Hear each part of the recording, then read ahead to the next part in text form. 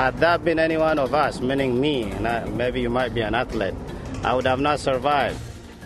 USC running back Stephon Johnson is lucky to be alive. Find out why doctors say he survived a terrible weight room accident. Well, she looks like any other doll except this one's homeless. The new toy that's sparking controversy. Without a doubt, the best gift ever. Oh yeah, take a look. It is what you think. A presidential chia pet. What will they think of next?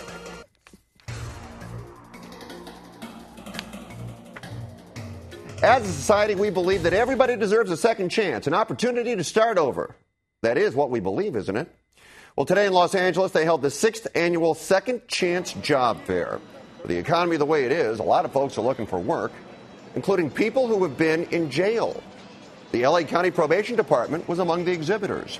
Our contributors tonight, activist and producer Melissa Rivers and the editor of LAMetBlogs.com, Ruth Waytz. Ruth, I'll start with you. If someone has been to jail and done their time, would you hire an ex-con? Well, it depends on what they were in jail for, obviously. But I think that the initial thing is you're going to say, no, I don't want to hire an ex-con. But the truth is, who's actually trustworthy anyway? Who in any business situation, who in any office hasn't taken home a ream of paper or a box of pens?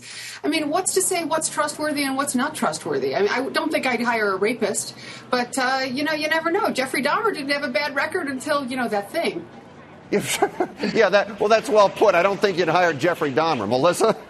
Wow. That went a completely new direction. Again, I would hope that people would be pre-screened, that they were not in there for violent crimes. That would be a big problem for me. I think it is a good idea. Yes, people do make mistakes and do deserve second chances and do deserve jobs and do deserve job counseling. But again, I really would hope that everybody, or at least the people who are creating this job fair, would at least provide the future employers with total sort of transparency in the records and what people have been put in jail for in the past. See, I'll tell you something, Melissa and Ruth, I'll tell you something.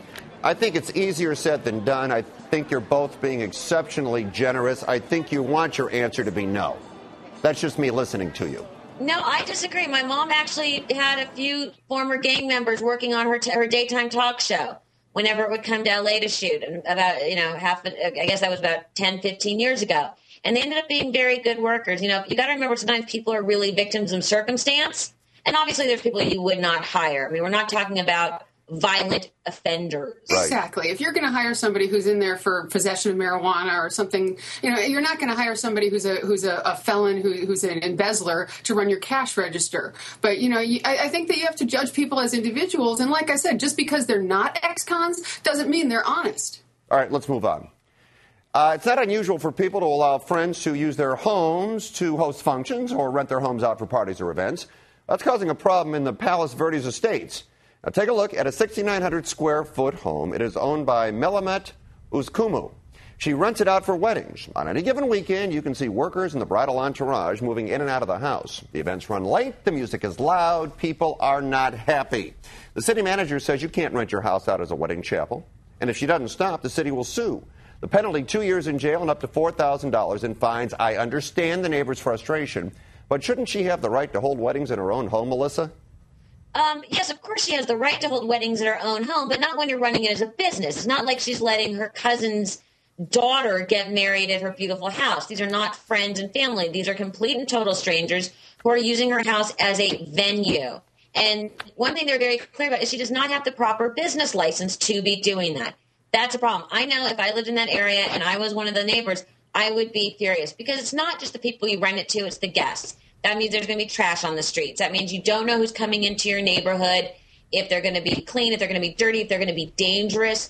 We all know what happens at weddings. People can get a little crazy. So unless you're running it as a legitimate business and have the business license to do so, the neighbors are 100% correct. This is obviously not someone who's, letting, like I said, their cousin Rita use their house because it has a nice view.